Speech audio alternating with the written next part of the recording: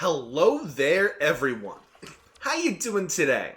I hope you're all well. Have you ever wanted a weapon that had so much critical chance it solved world hunger? If so, the ceramic dagger might be the weapon for you.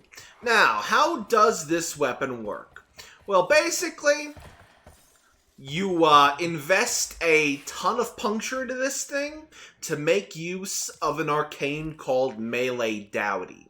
Melee Dowdy gives you critical damage for every 10% puncture status chance on your melee weapon. That means the more puncture you have, along with the more status chance you have, the better it does. I'll tell you the mods we're using since my face is probably covering a few of them. So first of all, for our stance, we've got Stinging Thorn. Just a little bit of a personal preference there. Discipline's Merit, so you get a Tennokai every 4 melee hits. As I said before, we got Melee Dowdy on there. We have Galvanized Steel just for a little bit of extra critical damage, along with a solid 100% critical chance. Then we have Blood Rush for a bunch of extra critical chance because we want our crits to be orange or red if possible. We have Melee Prowess for status chance because the puncture status also stacks with status chance. So if you have a lot of puncture and a lot of status chance, you're in good shape. Then we have Prime Fury for attack speed. Then we have Weeping Wounds for status chance per combo multiplier, Jugulous Barbs, and Sundering Strike for a ton of puncture stacking. Now, I know what you're probably thinking, Julius, why aren't you using Berserker Fury? Well, I'm not a fan of Berserker Fury, it's just a personal preference thing. I'd rather just have a flat attack speed multiplier and stick with that. Anyway, for the last mod we have on here, I have a Riven that gives me melee damage, critical chance, and status chance. But I don't assume you have a Riven for this, so the mod I would put in this place instead of that would be, where's that one? Galvanized Elementalist. That would give you more status chance on melee kill, which would be great. And if you don't have Galvanized mods available to you yet, there is an Eidolon drop that also drops you a ton of puncture damage. I would recommend you have that as well. Now, how does this look against some Steel Path Corrupted Moas? Well, let's give it a shot now, shall we? Just begin stabbing them. Intensify. Doing some good damage. Good damage. Now, you may be asking, Julius, isn't this weapon an Incarnon weapon? And which evolutions did you pick? Well, that's a good question. I almost forgot to mention that in this video, imaginary voice in my head. I really should get that checked out. But first of all, for the first evolution, reach 6 times combo, and then heavy attack to reach Incarnon form. You get melee damage, sprint speed, and parkour velocity. Not really fantastic, but your heavy attacks also spend 4 spectral daggers. But then there's also evolution 2. Gun and Blade. That's the one I took. Increase base damage by 100. And on primary kill, you get 1 initial combo. Now you're like, what's a primary kill? It's something like a Trumna Prime. So in the beginning of a mission, you would want to shoot a ton of enemies, take them out with your primary, and then you'd have a ton of combo count available for you for the rest of the mission. We might invest in that in the demonstration, but I'm not entirely sure yet. Then we have Orkin Reach. Basically, this one's kind of meh, but basically you have a choice between Rogue Readiness, which means you might instantly reload and primary and secondaries when you kill something, or there's initial combo. In fact, I'm going to take the initial combo. I do like some Reach, but I need the initial combo. I really do need it. And then for the final evolution, I took base critical chance increase by 30%. Because I do not want to go for red right hand. Sure, it increased the damage multiplier, but it's only on first attack with primary equipped. And that just sounds like a lot of work for one singular smash, and that's just something I personally don't want to invest in. Now, how does this look inside of a mission? Well, let's go give it a look now, alright? Alrighty, we are loading into a Grenier Steel Path survival mission on Ceres. As people may have seen before, I need Oricon cells, and this is admittedly a good opportunity to start farming them. Now, I have no arcanes on my warframe for melee power, and that's for one silly reason. I want to invest in the getting combo count for primary kills. So we're just going to kill a ton of enemies real quick with our primary. And then we'll start using our items. Oh yeah, we got to use this weapon to get our overshield. Alright, the stabbing intensifies. Everyone's getting stabbed today. Everyone's getting stabbed today. Red crits for everyone, am I right? Red crits for everyone. Red crits for everyone. Now, I wanted to invest in the primary kills, but it looks like that's not going to happen today. It's regrettable, but it is what it is. It is what it is. But since we're using Kullervo, we also have a lot of heavy attack efficiency, which means even if we use a heavy attack when we're not really in a space where we're supposed to, we don't lose too much combo multiplier, which I think is very nice. You could also do this on Varuna, so you can't do something stupid like that and get, like, absurd damage. Like, I could, I really could, but, like, I don't feel like doing that. But, if you want to do a less busted version and not take the, Kullervo pill on this, take this on Varuna. That's just my, personal recommendation. But right now, this is just Red Crit Madness. It's absolutely fantastic. I am in a great mood. I don't even have to use Kullervo's 1 in order to get Red Crits. But if I do, it will be hilarious. We will reach such absurd numbers, nothing will ever be safe again. Nothing will ever be sacred, because we just reached 5 million damage in one strike. It's absolutely amazing. So now this is the part of the video where I just talk about my life and while demonstrating the weapon, I guess. So, recently chat was like, yeah, you're more of an unhinged person than a hinged person. It's more like you're occasionally hinged instead of occasionally unhinged, because the unhingedness is like constant for them apparently. And I'm like, really that unhinged? And I'm like, yeah. And that's kind of sad, but like, I don't really try to be unhinged too often, so I guess I don't have to put too much work into being unhinged, which I'm thankful for. It'll get me some good clip numbers at least later on, I guess. But this is the kind of talking I do when I'm just chilling out on a video, talking about my life. Oh, I found a new breakfast burrito place that I've been very much enjoying. I don't remember its name, but they even got hash browns in their breakfast burritos. So they're doing like one better than, what's it called? Oh, what's it called? McDonald's breakfast burritos. Because McDonald's breakfast burritos don't have hash browns. And that's kind of sad, honestly. I love hash browns in my breakfast burritos. It's absolutely amazing. I would love some hash browns in my breakfast burrito. And I found a place to get them. Also, I was trying to DoorDash Jimmy John's the other day. It was coming out to $20-some with the fees and all that. So I decided, hey, let's give the Jimmy John's app instead of DoorDash a try. See if it's any less expensive.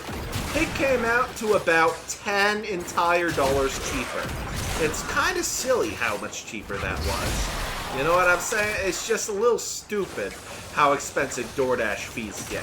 But I don't have a car. I can't really afford a car right now. That's next to my list of things to save up for is a car and car insurance and all that. That's next on my list. And when I do that, I'll be able to just ditch DoorDash entirely and just drive out and get my food on my own. Like, sure, it's kind of because, like, you have to pay for the gas, too. But at least my grandmother won't have to drive me everywhere again.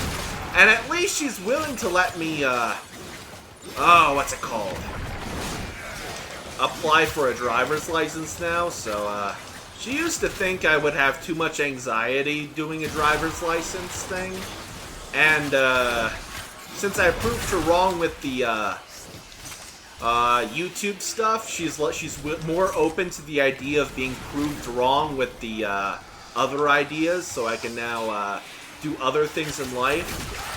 that she's not entirely comfortable with me doing, which I think is really cool. Also, he may or may not have one-shot the Acolyte. Poor guy, really. Poor guy just got eviscerated. Like, the critical damage is a little bit much right there. The heavy attack just blew his brains out. The heavy attack just blew his brains out. You know what I'm saying? Like, it's a lot of damage they got going on there. Anyway, we will have another Acolyte spawn in by the time we're finished with this video, so like, we'll see if we can keep the one-shotting going. Now, here's a reminder. These builds are made for fun. If you know of a way to make the build better, you're free to let me know in the comments below. But please, for the love of all that is holy, please be kind about it.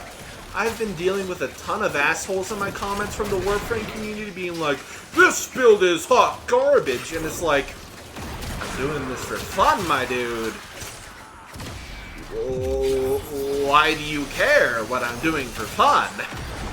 Like, I never said the build would, like, suck your dick or anything like that, you know what I'm saying?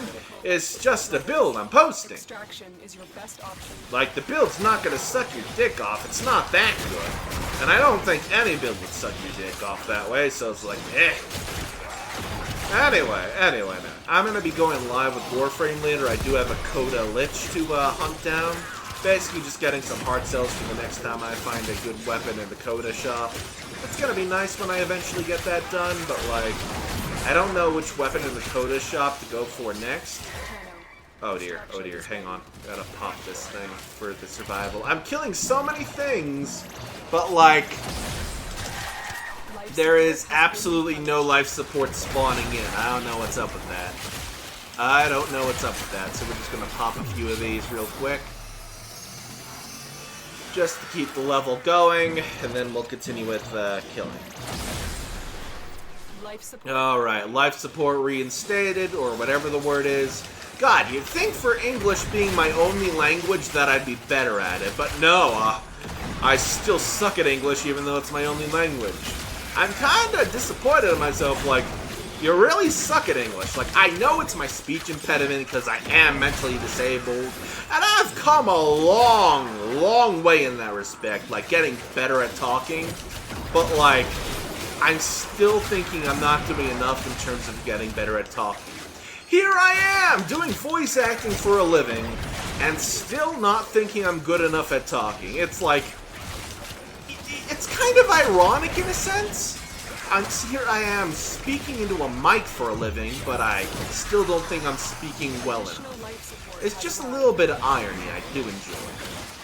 Irony is the best form of humor in my opinion. I love smiling. Also, I'm thinking about making a Coda Motivore build for my next build video. Would you all want that, possibly? It's not going to be a melee influence build for the Coda Motivore, just to be clear. I try to avoid the melee influence builds wherever possible, but like, I'm not really a fan of melee influence. Like, sure, it's a great arcane, but like, it's taken up too much of the meta. Like, we'd rather have fun with different weapons and all that. You know what I'm saying? I'd rather have fun with a whole bunch of different weapons and different arcanes. Speaking of which, I'm gonna give the secondary irradiates a shot soon with the dual Coda Torsica, see if we can get any good on that. Because I think I do have radiation as like a bonus on that, so it wouldn't be terrible. Anyway, I'm not sure if that'd be a great idea, but it's worth giving it a shot. Now I think a Acolyte's gonna spawn in soon. I gotta pop one of these things to survive. Gotta fly my way across. Oh, I was trying to go through a window. I'm a little stupid. I'm a little stupid trying to go through a window. Consider extraction. No, I'm not considering extraction. I'm using the life support you laid out for me, Eidolon, mommy Lotus lady. Life support activated. Anyway. Life support has been replenished. Now I just gotta wait for the enemies to spawn again. I'm losing my combo counter, no! Oh, I guess I can stab this thing. There we go. Combo counter going back up. Combo counter go burr. Combo counter go burr. We need it for the Acolyte, though, for the big, meaty, heavy attack. You know what I'm saying? We need that for the big, meaty, heavy attack. Honestly, I'm finding the initial combo much more comfy on this. I'm glad I changed that while making this build for the Incarnon evolutions. Oh, by the way, I probably should talk about where to obtain a ceramic dagger in the first place. So when you do night waves, every few weeks, a ceramic dagger blueprint may pop up in the credit shop for Nora Nightwave. And basically, when that happens, you want to grab that, then do the Steel Path circuit on the week where they have the ceramic dagger as an Incarnon. Alright, that's how you get that done. Obviously, you need the resources to stick in there, but like, anyway, stab them. Goodbye, Angst! Have a nice day with the kids in hell! Anyway, that is the end of today's demonstration and build video. Let's get to the exit. Alrighty, we are back in our base. So basically, this is the part where I do an outro for whatever reason. Like, subscribe, leave a comment down below, tune into my streams. I actually have one scheduled for later tonight. And, I think you have the ability to leave a hype on my content. I'm not entirely sure. But leave a comment down below if you have a hype to give, and do in fact give it. I would greatly appreciate that. Now, I will see you all next time. Bye-bye.